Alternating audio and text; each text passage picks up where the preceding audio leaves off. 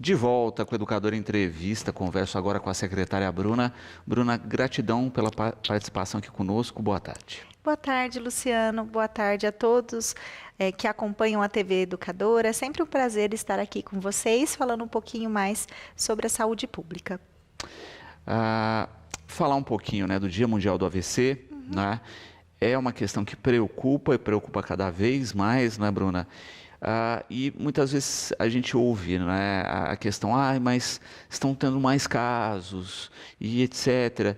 A gente está tendo mais casos ou o diagnóstico evoluiu? Luciano, hoje, dia 29 de outubro, é o Dia Mundial de Combate ao AVC.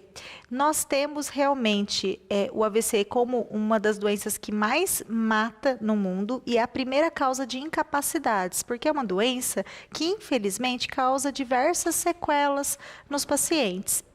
1 a cada 6 pessoas vai ter um AVC ao longo da vida. Isso já são estudos robustos, a literatura tem nos mostrado que, infelizmente, o AVC é uma realidade.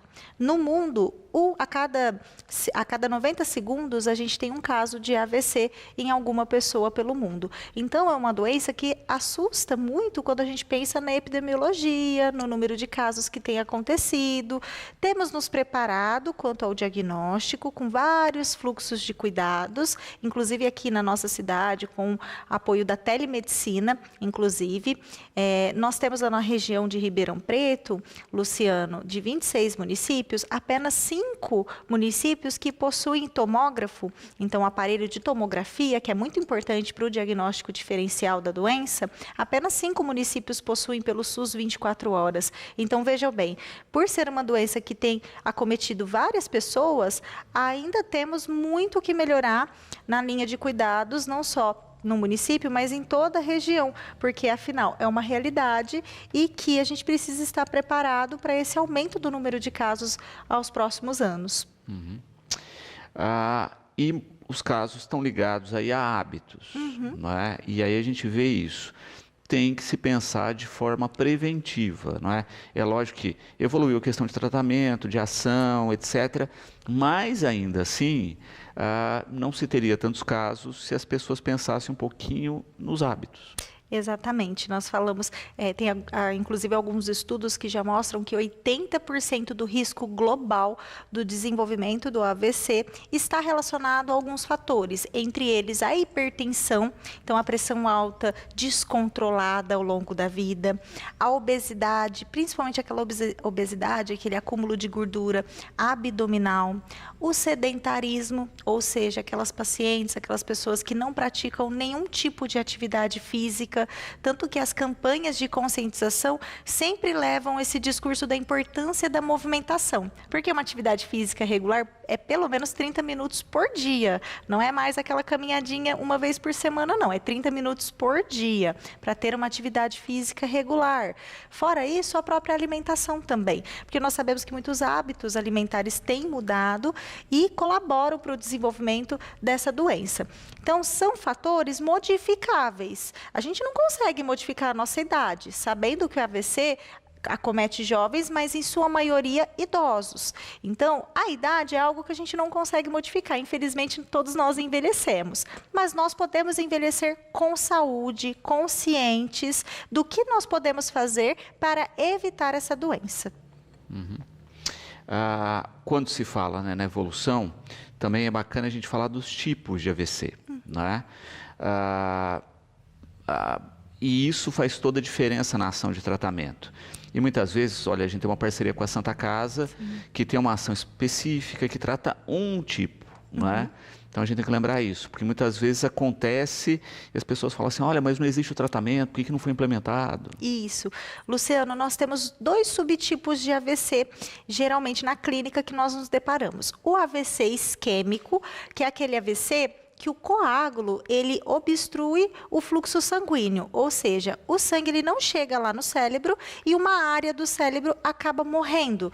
Com ela, parte da fala, da movimentação do paciente, e isso é claro que impacta na sua vida. Fora o AVC isquêmico, que representa cerca de 80% dos casos, nós também temos o AVC hemorrágico, que é aquele em que ocorre, então, a ruptura do vaso, a abertura do vaso dentro do cérebro e o sangue sangramento propriamente dito, que representa cerca de 20% dos casos nos atendimentos. Há linhas de cuidado para cada um deles. Nós também temos o AVC transitório, que a gente chama de AIT, que são aqueles eventos que eles têm uma curta duração, que é quando, por exemplo, o coágulo ele obstrui uma área, mas rapidamente ele se desloca cerca de 5 minutos. É aquele evento que o paciente ele perde a fala, ele perde o movimento, ele não consegue sorrir, mas isso não dura mais que 5 minutos. Ele teve um AVC transitório. Se você realizar uma tomografia, não vai evidenciar na imagem essa alteração, mas ocorreu o evento. O coágulo, ele já saiu, se desprendeu daquele vaso e o fluxo sanguíneo no cérebro retornou, por isso que as atividades do paciente retornaram. No AVC isquêmico e no hemorrágico, nós temos um fluxo de atendimento aqui em Batatais, por meio de um aplicativo móvel, que ele é, então, cadastrado na nossa unidade de pronto atendimento, no nosso SAMU e na Santa Casa de Batatais. Todo paciente com uma suspeita de AVC, ele é notificado, criado um caso para discussão junto à unidade de emergência do HC de Ribeirão Preto, com uma equipe de neurologia, em que nós avaliamos clinicamente o paciente no exame físico neurológico, realizamos exames, fazemos a tomografia, mandamos todas as imagens e pensem, isso ocorre rapidamente, é como se fosse um pit stop de Fórmula 1. Toda a equipe sabe o que fazer, atende rapidamente o paciente para que se faça a decisão. O AVC isquêmico, o tempo de tratamento para, então, a indicação do trombolítico, que é a medicação que nós fazemos para desobstruir esse vaso, é de 4 horas e meia em relação ao início dos sintomas. Infelizmente, a maioria dos casos, eles chegam fora desse tempo de janela do início dos sintomas.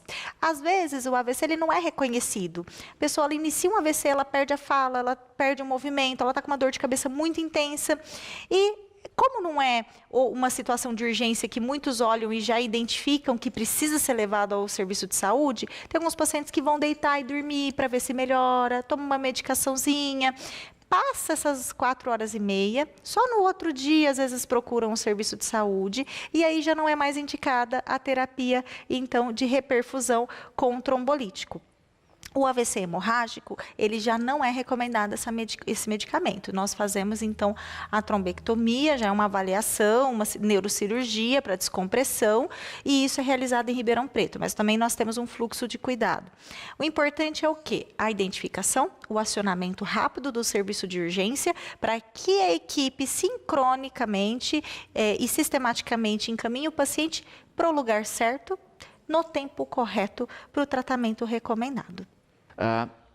Quando se pensa, né, a gente estava falando aí do Dia Mundial do AVC, das ações implementadas, do que tem disponível, e a gente falava de prevenção. Ao mesmo tempo, a gente está aqui no Outubro Rosa, né, finalizando o Outubro Rosa, que é um mês também de foco em prevenção. Cada vez mais a gente fala de saúde preventiva, mas parece que a gente ainda está muito longe das pessoas terem a rotina preventiva como deveriam. Verdade, Luciano. Quando nós pensamos no Outubro Rosa, né, considerando que hoje é dia 29, nós estamos encerrando o mês de outubro, é importante sempre enfatizar mulheres que estão aqui acompanhando, que por mais que nós falemos muito sobre a conscientização, que é um mês voltado à saúde da mulher, principalmente quanto ao câncer de mama, que ainda mata muitas mulheres no nosso país, é a principal causa de morte por câncer nas mulheres, não é só em outubro, nós realmente precisamos reservar um tempinho do nosso tempo, que eu sei que é extremamente atripulado, e como mulher eu digo isso, porque eu sei que a mulher ela ocupa vários papéis. Ela ocupa o papel social de ser mãe, ela tem o papel também no trabalho, ela tem diversas rotinas, só que os exames preventivos, eles são disponibilizados de maneira gratuita, de fácil acesso e exige uma programação de cuidado pessoal. Quando a gente fala reserve um tempo para você, é para entender que, por exemplo, a mamografia, a partir dos 50 anos aos 69 anos de idade, como é preconizado pelo Ministério da Saúde, ela deve ser feita a cada 2 anos. Então, a cada 2 anos é reservar um tempinho para realizar um exame. Então, em 2 anos, não é possível que não consiga, em algum momento, reservar a sua agendinha para fazer esse cuidado.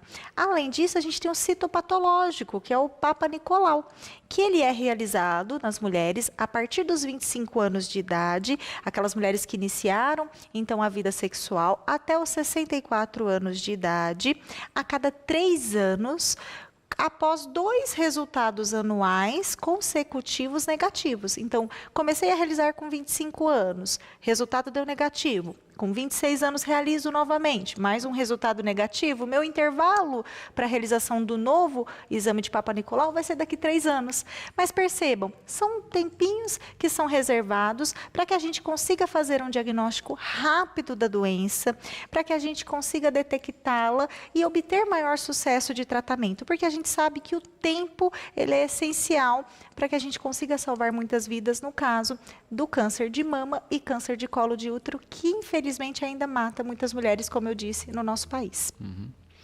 E é interessante, né? Porque pensando na questão preventiva, hoje a gente tem a vacina do HPV, né? Que vai atuar justamente na prevenção do câncer de colo de útero, né? Com uma eficácia, né, muito boa.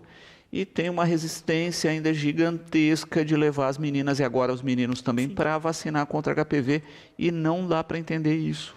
Verdade, Luciano. Lembrando, mães responsáveis que estão aqui acompanhando, a vacina da HPV, ela é liberada para meninos e meninas dos 9 aos 11 anos de idade, tá? Em toda a rede pública de saúde. É uma vacina extremamente importante para que a gente consiga prevenir as formas mais graves da doença, pensando no câncer de colo de útero, que ele é causado principalmente pelo subtipo 16 e 18 do HPV. E esse vírus, ele leva ao desenvolvimento do câncer, e se a gente consegue vacinar as nossas crianças, elas não iniciaram a vida sexual, mas elas já têm uma proteção imunológica. Então, por isso que se é iniciado precocemente, para que quando inicia a sua vida sexual, ela já tenha essa proteção. Diferente de nós, adultos, que não tivemos essa oportunidade e que agora o Plano Nacional de Imunização, o PNI, pelo Ministério da Saúde, orienta, oferta com acesso gratuito na rede pública. Então, há muitos preconceitos culturais e até por falta de informação, achando que a vacinação do HPV, às vezes, incentiva o início da vida sexual precoce. E isso não é uma realidade. Na verdade, nós sabemos que os adolescentes, eles têm, de fato, iniciado uma vida sexual mais precocemente. E o importante é que nós estejamos formando pessoas conscientes dos seus cuidados, conscientes da sua saúde, para que, por meio de estratégias como a vacinação, como os métodos contraceptivos, se protejam, não só da gravidez indesejada, mas de infecções sexualmente transmissíveis também. Exatamente. Se preocupa com a questão da iniciação sexual em função de uma vacina, que na verdade é um preventivo, não é? Sim. E não sabe o que essa criança, esse adolescente está vendo na internet, que músicas ele está ouvindo, que incentivam muitas vezes muito mais, né, do que qualquer ação preventiva. Exatamente. E é uma oportunidade fantástica, porque, como dito, você vai fazer um cuidado para a vida adulta do seu filho, do seu neto. Então, procure o serviço de saúde. É uma vacina que nós temos muita dificuldade de cobertura, realmente, porque ainda há essa ideia como se a vacinação incentivasse o início da vida sexual. E é claro que não. E o reforço também tem sido problemático, né? Às vezes vai lá tomar a primeira e depois não faz o reforço no período correto. Isso. Até aproveitando, Luciano, em relação ao reforço, nós soltamos um comunicado recentemente, em parceria com a Secretaria Municipal de Educação. Nós estamos atualizando as carteirinhas vacinais. Vocês, com muita frequência, me vêm falando sobre isso, né, nos diversos canais de comunicação, mas, em especial, gostaria de deixar um recado hoje. Mamães responsáveis, as escolas municipais pediram para que vocês levassem, durante a matrícula, um certificado comprovando que as crianças estão com o esquema vacinal atualizado. É uma estratégia nossa, tá, que nós adotamos para garantir que essas crianças cheguem aos serviços de saúde, para que haja uma verificação. Nós estamos emitindo um documento oficial em que o pai, o responsável, leva até a escola, demonstrando de que as vacinas estão em dia. Isso proporciona um olhar de cuidado mais próximo e individualizado a cada uma das crianças, para que, de repente, o pai que tenha esquecido uma dose, como o Luciano colocou, às vezes no reforço, ou tenha se perdido em relação a algum esquema, porque a gente sabe que é complexo, né? São várias vacinas. Tenha a oportunidade de levar o seu filho para o serviço e atualizar e ainda fazer a sua matrícula, sabendo que ele vai iniciar a sua atividade escolar em proteção junto com outras crianças que também foram vacinadas. A Ana Lúcia, a respeito disso, não é? Não tenho todas as carteirinhas da minha filha. Como proceder? Ana Lúcia, a nossa orientação é que procure o serviço de saúde, já vou aproveitar a sua pergunta, tá, para orientar a todos. Com o documento de identificação da criança, de preferência a gente pede o CPF, porque agora as crianças elas já têm o CPF para a gente poder lançar na base nacional que essa vacina ela foi aplicada. Tá? Então, o documento de identificação, a carteirinha vacinal, para a gente poder registrar também fisicamente as doses e poder olhar o que foi anotado, registrado ali no físico e também no digital. A gente tem um acesso digital dessas vacinas. As vacinas elas são lançadas, tanto que o certificado a gente emite por meio digital. Então, se de repente perdeu, como você disse, não achou a carteirinha, se você levar o documento para que a gente consiga identificar a criança, a gente consegue puxar isso no sistema, então, de informatização. Só que dê preferência por levar o físico também, porque a gente sabe que a caderneta de vacinação da criança é para o resto da vida, né? Então, a gente precisa sempre trabalhar nos dois lados, o digital e o físico, para que esses registros sejam feitos, porque às vezes campanhas de rua, por exemplo, a criança recebeu uma vacina numa campanha de rua e foi registrado manualmente, e isso não subiu no sistema. Ou às vezes acontece da criança, Luciano, receber a vacina no sistema particular. Então, às vezes procura um serviço particular de vacinação, o registro é feito manualmente e não foi lançado na base nacional do Ministério da Saúde. Então, por isso que é importante para que nossa equipe consiga fazer essa leitura para maior proteção e indicação das vacinas. Falando do Outubro Rosa, aí a gente teve várias ações, inclusive uma ação com desfile, né, Bruna? Isso mesmo, Luciano. Nós realizamos o ano passado o primeiro desfile rosa no município de Batatais. Foi uma ação muito simbólica e esse ano nós fizemos a segunda versão com um número menor de participantes. Mas qual que é o nosso objetivo em realizar esse desfile rosa? Primeiro que a Secretaria Municipal de Saúde contou com o apoio do Centro Universitário Claretiano, para que a gente pudesse dar um espaço de fala realmente para mulheres que tenham o que contar sobre a sua história. São mulheres que passaram pela doença ou estão lutando contra o câncer de mama e podem deixar uma mensagem tanto de superação, quanto de autoestima para outras mulheres. E eu acredito muito que quando a gente ouve alguém falar que realmente tem espaço de voz, passou por aquilo, nos sensibiliza muito mais, né? Então, o desfile rosa é para isso. Primeiro, para enaltecer a beleza dessas mulheres, a história de vida dessas mulheres, valorizá-las, né? Porque a gente tem um reconhecimento social muito grande pelas mulheres que superaram ou estão superando o câncer de mama. Então, até como um ato, como eu disse, simbólico, singelo, mas de trazer elas como atrizes principal, então elas são atores nesse sentido, para que elas possam falar sobre as suas histórias e também para inspirar outras mulheres que precisam pensar a respeito para que se cuidem mais ou ainda estejam passando por momentos difíceis em relação à doença. Exatamente. E é uma doença que toca profundamente na questão, como você disse aí, não é, da imagem, não é, e de como isso, de fato, né, da autoestima, né, como isso impacta demais no processo, e ter eventos como esse, né, e de falar dessa superação, de quem já vivenciou, ajuda demais. Ajuda. É um momento em que as mulheres elas participam com as suas famílias, elas participam com as pessoas que elas mais amam e elas são aplaudidas, elas são reconhecidas como pessoas inspiradoras. E isso é algo muito importante. Hoje a gente precisa disso na sociedade, né? A gente vive um mundo que é só a rede social, a gente precisa do contato das pessoas, dessa vinculação, resgatar a importância do ser humano mesmo, dessas relações pessoais. E o desfile, ele traz isso, ele quer trabalhar a autoestima da mulher, ele quer mostrar que a mulher é importante, o quanto vocês são batalhadoras, guerreiras, e o quanto a história de vocês pode mudar a vida de outras mulheres. Tanto que estejam passando, como eu disse, como ainda vão despertar a consciência da importância dos cuidados. Ontem, Luciano, nós tivemos a participação especial da Sheila, tá? Que é muito conhecida na cidade, inclusive, a Sheila desfilou conosco, ela está em tratamento para o câncer de mama, então ela contou a sua história, e também da Naira, que levou a sua filha, a Esther, inclusive, que após todo o tratamento, ela mesma contou que ela realizou uma oração e ela conseguiu um momento de conexão com Deus, com a sua religião, realizar um sonho que foi ser mãe também após o tratamento. Então, são histórias assim que nos comovem e que a gente gostaria de contar para todos, e o desfile proporciona isso. Exatamente.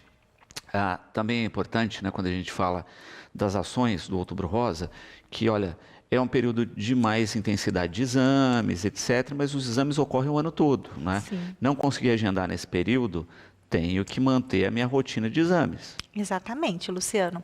Durante o mês de Outubro Rosa, nós fizemos horários estendidos para a coleta do citopatológico do Papa Nicolau.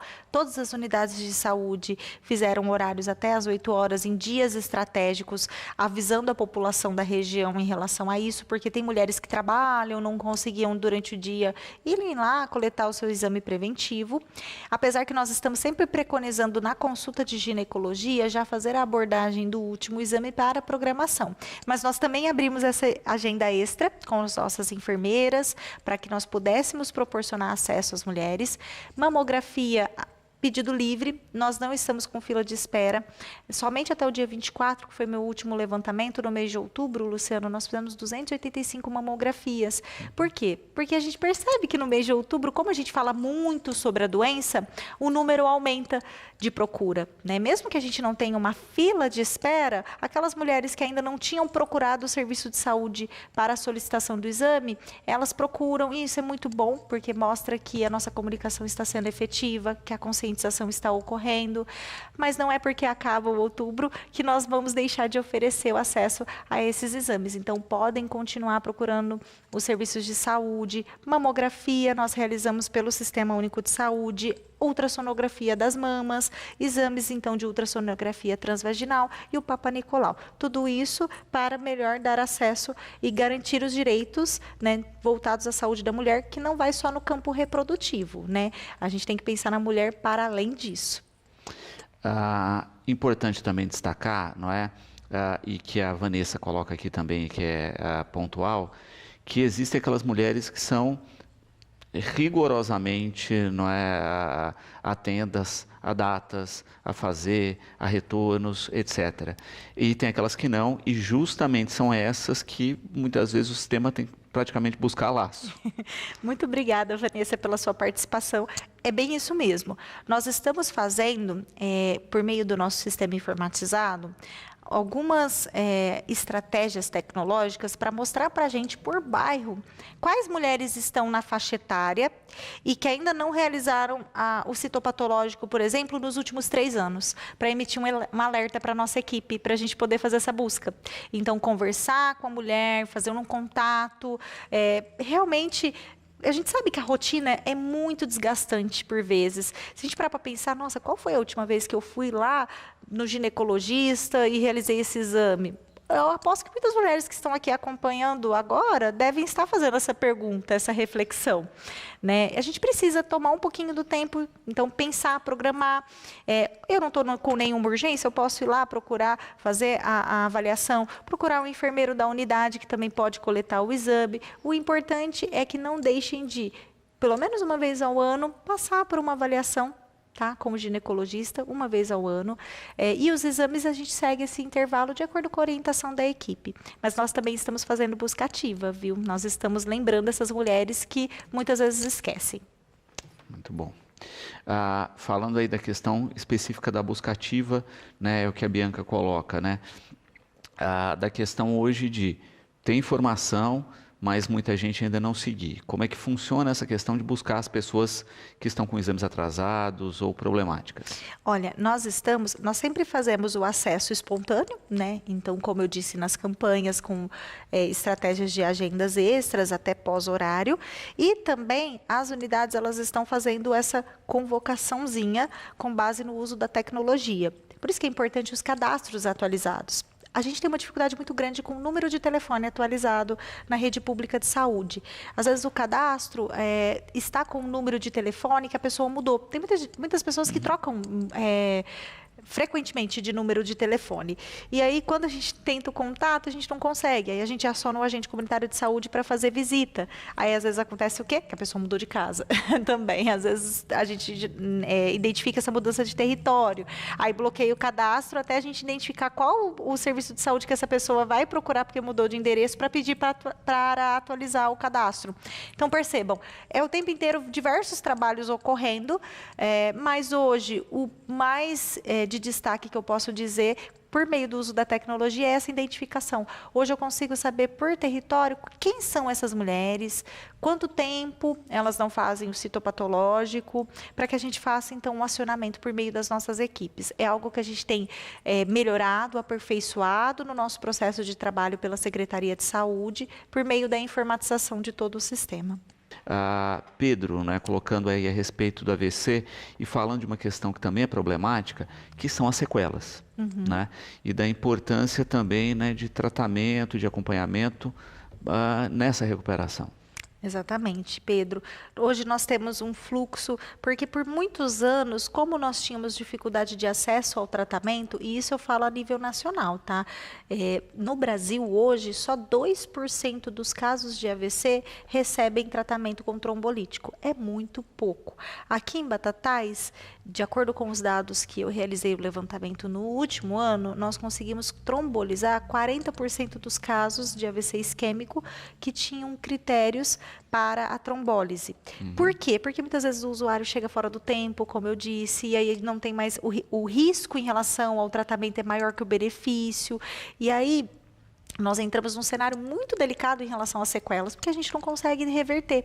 E essas sequelas, ela vai gerar o quê? Ela vai gerar um impacto na vida social, individual e familiar, do núcleo familiar, porque por vezes é o provedor da família, então é o que mantém a família em suas necessidades financeiras, é o trabalhador, é a fonte única de renda. Nós temos impactos também em relação a todo o processo da reabilitação em si, porque hoje o fluxo de reabilitação do AVC seria a unidade pelo Centro de Reabilitação, pelo CER, pela APAI, e nós temos uma fila muito grande também para que isso seja realizado. Então, o nosso trabalho ele tem sido de evitar as sequelas com acesso ao tratamento adequado, rápido, e se elas acontecerem, para que a gente consiga melhorar o nosso fluxo de fisioterapia, de atendimento domiciliar, porque muitas vezes são usuários também que não conseguem ir até o serviço, eles ainda estão num processo de reabilitação a nível domiciliar, pela equipe do serviço de atenção domiciliar, pela Abadef, que são nossos parceiros. A gente tem feito um resgate, né, das parcerias para que a gente consiga ampliar serviço, porque a realidade existe, né? Hoje nós temos muitos pacientes, infelizmente, que sofrem pela doença e que sofrem com sequelas e que precisam de um processo de reabilitação para ter qualidade de vida. Também aqui, Luiz Paulo, parabenizando aqui pelas ações e falando a respeito, não é, dentro dessa questão aí da qualidade de vida, das atividades, etc., do quanto as pessoas ignoram as problemáticas ligadas ao AVC, né? Ele cita, né, um exemplo simples, controle da pressão arterial. Né? A gente fala muito das doenças cardíacas, né? E pouco dessa problemática conectada ao AVC. Verdade, Luiz Paulo, né? Muito obrigada pela sua participação. Você trouxe algo que também me chama muito a atenção. Hipertensão e diabetes. São doenças cada vez mais comuns na nossa população e são doenças que nós percebemos que, como são doenças silenciosas, né, o paciente ele procura o serviço de saúde na iminência de alguma complicação. Então, porque ocorreu um pico hipertensivo, aí quando nós vamos verificar, a medicação está sem ajuste há muito tempo, porque não voltou a fazer um segmento com o seu médico de referência, na própria unidade de saúde, ou ainda é um paciente que parou a medicação por conta própria. Por vezes nós encontramos pacientes assim, né, que, minha pressão voltou ao normal, eu parei de tomar aquela medicação. E aí, quando nós verificamos, a pressão ela já está descontrolada há um bom tempo. E isso faz com que os vasos sanguíneos, eles fiquem lá prejudicados, né, porque o vaso sanguíneo ele fica sofrendo aumentando por muitos anos, porque a pressão ficou descontrolada, o diabetes ficou descontrolado, são doenças que são afetadas pela também saúde mental. A gente sabe que nós vivemos em um meio hoje muito complexo em relação à nossa saúde mental, um ambiente de estresse, com vários problemas, e o paciente hipertenso e diabético sofre muito com isso, desregula todo o seu sistema ali pressórico, a glicemia. Então, sobre o ajuste das medicações, sobre o controle dessas doenças, o que eu gostaria de deixar aqui o recadinho para todos é que tenham esse olhar. Se você conhece alguém da sua família que tem hipertensão, tenha diabetes, não faz uma atividade física, está com sobrepeso, obeso, olha só, essa pessoa, ela pode sofrer um AVC ao longo da sua vida. Então, até para que a gente consiga massificar essa informação, leve essa informação a essas pessoas, modifique hábitos de vida, eles são essenciais para que a gente evite problemas futuros. Exato, não é? É isso, né? Prevenção, porque como a gente falou, olha, sequelas, dependendo da condição, você não consegue recuperar, ou você leva um tempo enorme na recuperação, né? Com uma gama de profissionais que tem que atuar, né? Fisioterapeuta, fonoaudiólogo, etc. Então dá para a gente ter qualidade de vida, dá para aproveitar a vida. Né? A gente não está falando de restrições absurdas, a gente está falando de ter uma vida moderada, né? De não esquecer de praticar exercício físico, de dormir bem, de evitar excessos, né? Tudo isso vai ser a melhor barreira possível. 80% dos casos, né, do risco global, se a gente for parar para pensar, poxa, então vamos fazer uma reflexão. Eu não quero ter um AVC ao longo da minha vida. E eu posso estar dentro dessa estatística de 1 a cada 6 pessoas. Se eu sou hipertensa, o que é o mínimo que eu posso fazer? Melhorar a minha alimentação, fazer uma atividade física. Eu sei que eu vou reduzir e muito as minhas chances em relação ao desenvolvimento dessa doença. E no câncer também, viu, Luciano? Saiu uma pesquisa, inclusive da USP, que mostrou que 1 a cada 10 mulheres, elas poderiam ter sua morte evitada por câncer de mama se diminuísse o consumo de álcool, porque é uma substância, é uma droga de livre acesso e que a gente sabe que, na maioria das vezes, ocorre o uso abusivo dessa substância, do álcool. O alto teor de açúcar, então também o abuso do açúcar, da má alimentação e atividade física. Então, a gente está falando de 2 doenças aqui, o AVC e o câncer de mama, e que ambas trabalham na mesma linha quanto à prevenção de complicações, que são esses fatores relacionados aos hábitos de vida. Gustavo, né, falando aí da questão, a gente falou do HPV ligado ao câncer de colo de útero, e ele pergunta por que os meninos também têm que tomar vacina. Os meninos também têm que tomar a vacina, por quê? Porque os meninos eles podem contrair o vírus e na relação sexual infectar outras mulheres. Então, os meninos, a gente tem que pensar o seguinte: a vacina da HPV, ela não é voltada somente para mulheres por causa do colo de útero, porque as mulheres elas possuem o útero e os homens não. Mas os homens eles também têm relações sexuais. Então, a gente lembra que o HPV é uma doença, uma infecção sexualmente transmissível. Então, o homem ele consegue fazer a prevenção desses subtipos que, em relação com as mulheres, podem levar a um maior risco de desenvolvimento do câncer de colo de útero. Por isso que nós realizamos em ambos os sexos, na mesma faixa etária, de 9 a 11 anos de idade. Exato. Sem falar na questão de que já tem estudos que falam, né, que também pode gerar câncer genital, câncer de pênis no homem por HPV e câncer de boca, etc., em função do sexo oral, além de câncer de ânus, né, no caso do sexo anal. Então, é para os dois, né? A incidência é maior ainda em mulheres, mas também os homens são vítimas. Perfeito, o Luciano colocou uma fala, realmente, o HPV, esses subtipos, eles também, a gente pensa no câncer de colo de útero, no caso da mulher que nós estávamos conversando, mas na saúde do homem, lembrando que agora em novembro nós vamos falar sobre a saúde do homem, o HPV ele também é causa de câncer em pênis, em outras estruturas, pensando que as práticas sexuais, elas nem sempre ocorrem diretamente pela penetração ou com o sexo feminino. Então, a gente precisa entender as diversas práticas sexuais, os diversos comportamentos, esse universo, e pensar na prevenção para que a gente consiga, então, proteger as nossas mulheres e os nossos homens sobre o câncer, então, provocado pelo HPV.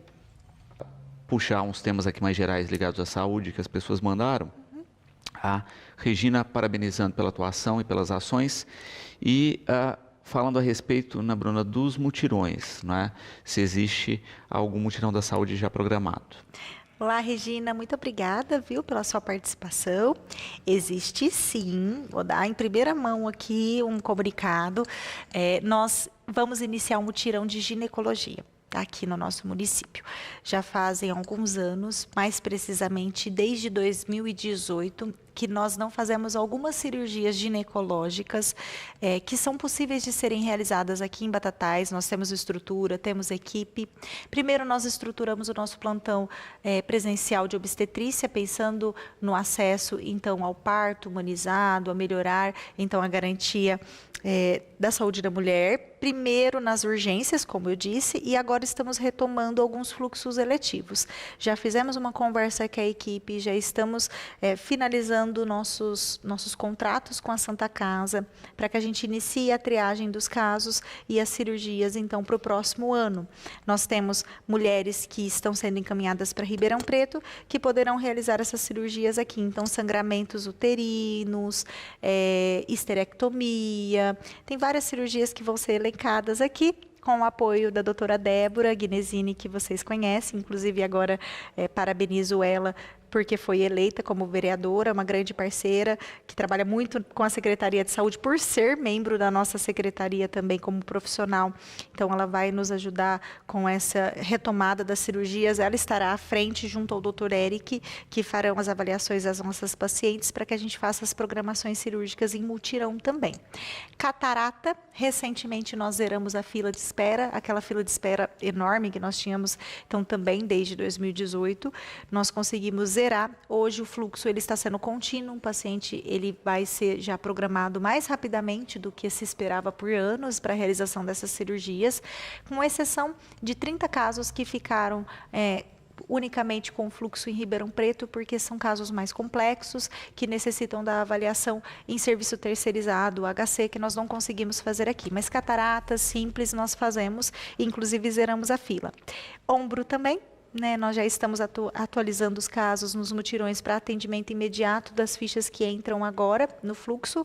Urologia, estamos avançando, continuamos com essas cirurgias. Hérnias, tá? Voltamos a fazer hérnias também. Hérnias, colecistectomia também para vesículas. Temos feito vários mutirões de cirurgias eletivas que vocês acompanham, para que o paciente aqui do município de Batatais tenha um acesso mais rápido a essas programações com as nossas equipes. Clarice, ainda colocando uma questão a respeito de medicamentos, né? A gente falou isso algumas vezes, mas eu acho sempre importante reforçar que ela coloca isso, né? Muitas vezes a questão da falta de medicamento, a pessoa fica sem saber de fato, né, o caminho, e se o medicamento é de responsabilidade do município, do estado ou da federação. Muito obrigada, Clarice. Uma ótima pergunta. Nós temos no nosso site, agora por causa do período eleitoral, ele foi retirado, né, de acesso, mas ele retornará. A relação do município das medicações que são de responsabilidade, que a gente chama de REMUME, que são as medicações padronizadas, que nós dispensamos em todos os serviços de saúde, mas também tem no Diário Oficial. A cada 15 dias, nós estamos publicando o nosso estoque de todas as medicações padronizadas que nós temos no nosso município, no Diário Oficial, prezando pela transparência, porque nós temos tido um trabalho de manter o máximo, todos os estoques da nossa farmácia municipal. Nós mantivemos durante o ano cerca de 97% de estoque. Aquela porcentagem falta, os 3%, seriam por processos que fracassaram, mas que na sequência nós já iniciamos, então novas compras, ou ainda por falta de matéria-prima, depender da medicação. Mas nós temos medicamentos de ação judicial, que são medicamentos importados também, que têm aumentado muito no município, as ações judiciais, que são medicações de alta complexidade, que nem seria um município que deveria se ofertar, mas por ações judiciais nós fazemos compras de medicamentos importados, anticorpos monoclonais, que são ampolas, que uma ampola custa R$15.000. É claro que o paciente ele tem direito a essas medicações, mas nós temos uma dificuldade muito grande em relação a esse fornecimento de medicamentos que não são comuns na prescrição e que a Secretaria de Estado deveria fornecer. né? Nós percebemos que os nossos pacientes têm sofrido muito com a disponibilidade das medicações da assistência farmacêutica que deveria ser provida pelo Estado, que são medicamentos de alto custo, que assim nós chamamos. Esses medicamentos, eles seguem um fluxo de compras separados pela Secretaria de Estado. E aí, toda quarta-feira nós buscamos as medicações, mas nós também não recebemos o comunicado de quando aquela falta vai ser regularizada. A Secretaria de Estado só informa que aquele medicamento não será dispensado naquela semana para o paciente, porque está em falta, está em processo de compras, mas nós nunca sabemos quando irá regularizar ou não. E é muito difícil isso, porque nós sentimos a angústia de quem está aqui vivendo com a gente no município, que nos procura diretamente, que a voz de comunicação é conosco, mas o que nós temos feito para dar mais transparência a tudo isso é publicar no Diário Oficial o que é nosso, o que é responsabilidade do município, como está o nosso estoque, e quando o paciente nos procura também informar, por meio de documentos, o posicionamento do Estado em relação à falta da medicação, já que não é algo que nós conseguimos ter controle direto. Também aqui, né, José Carlos, perguntando a respeito de encaminhamentos relacionados a próteses, né? Como é que isso funciona e se isso é resolvido pelo município ou pela regulação? Próteses, nós regulamos, então, a princípio, a nossa referência é em Ribeirão Preto para essa avaliação. Nós temos um fluxo rápido, não sei se o senhor já procurou o serviço de saúde, qualquer dúvida pode procurar também a Secretaria Municipal de Saúde, para que a gente possa acolher o caso e explicar o fluxo exatamente de acordo com a sua necessidade, a depender das documentações que já estejam em posse, tá? Mas a nossa referência é Ribeirão Preto, para que seja, então, elaborada, avaliada a prótese de acordo com o ajuste, o tamanho adequado, e que seja realizada a reabilitação, a adaptação inicial com essa prótese, para que o paciente retorne ao município para seguimento na sequência. Muito bom. Também aqui a respeito das reformas nas unidades básicas, não é? O Luiz perguntando a respeito de previsão da do centro. Seu Luiz, a unidade do centro, esse final de semana, ela foi realizada uma passagem de uma substância no piso, que estava finalizando agora, para que a gente consiga instalar os móveis planejados. Hoje de tarde nós temos uma reunião, inclusive, com a empresa responsável. A unidade do Centro de Saúde 1, ela passou por uma estruturação muito complexa, né? Eu não sei se todos sabiam, mas aquele prédio ele tem mais de 60 anos. Era um prédio que a fiação era de pano ainda, então era um prédio histórico, de fato. A caixa d'água era no subsolo, nós tivemos que subir a caixa d'água, 6 caixas d'água, para não faltar mais água na unidade, passar todo o encanamento, reestruturar o telhado para acoplar essas caixas de água, refazer toda a fiação para aguentar, inclusive, a climatização, porque é uma unidade que receberá ar-condicionado em toda a sua estrutura. Então, foi uma reforma muito robusta, muito grande, não foi só uma tinta, né, que nós passamos. Então, nós tivemos que prorrogar um pouquinho mais esse contrato por causa das eventualidades que nos deparamos. O piso, eles tinham 4 contrapisos que nós precisamos retirar para fazer, então, com granilite, que é uma estrutura mais recomendada para serviços de saúde. E vocês vão perceber que foi planejado com muito carinho toda a estrutura. Nós vamos oferecer uma unidade modelo, realmente, porque até, inclusive, o serviço de fisioterapia que fica no subsolo, nós colocamos ar-condicionado, compramos equipamentos todos novos, com esteiras novas, bicicletas novas, área de musculação, e os móveis planejados também pensando em cada processo de trabalho lá dentro junto à nossa equipe. A nossa previsão é de entrega agora no final do ano, com os móveis planejados, tá? Até dezembro, espero que nós consigamos fazer isso. Até então, nós estamos na unidade temporária, oferecendo todos os serviços, sem qualquer prejuízo de acesso à população.